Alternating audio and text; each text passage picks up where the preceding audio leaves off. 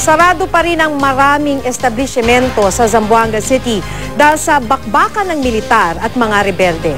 Nananatili naman sa evacuation center ang nasa 68,000 residenteng naiipit sa kaguluhan. Pakibalita tayo kay Joan Tabique. Kahit maluwang ang Baliwasan Grandstand sa Zamboanga City, halos hindi pa rin ito sapat para sa mahigit 44,000 evacuees. Dito lumikas ang karamihan sa mga residenteng naiipit sa bakbakan ng militar at paksyon ng MNLF. Sa ibang bahagi ng Zamboanga City, may halos 20,000 iba pang evacuees. Sila ang mga inaabutan ng tulong ng iba't ibang ahensya at grupo.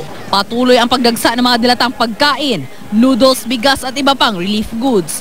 Hinihikayat ng lokal na pamahalaan ang mga gustong tumulong na magpaabot ng donasyon sa Central Command Center for Disaster Relief Operation.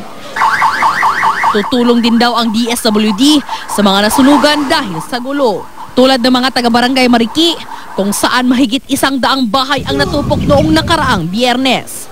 Ayon kay DSWD Secretary Dinky Soliman, papatayuan nila ng bahay ang mga nasunugan.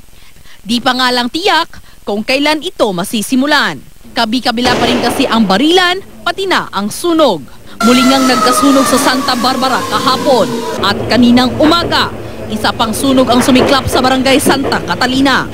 Sinasabing pinagkutahan ng mga rebelde ang parehong barangay. Ang mga apektadong residente nawala na ng ari-arian, wala pang ikinabubuhay dahil sa gulo. Marami pa rin ang establishmentong sarado. Ang mga nakabukas namang butika at remittance center, pinipilahan na.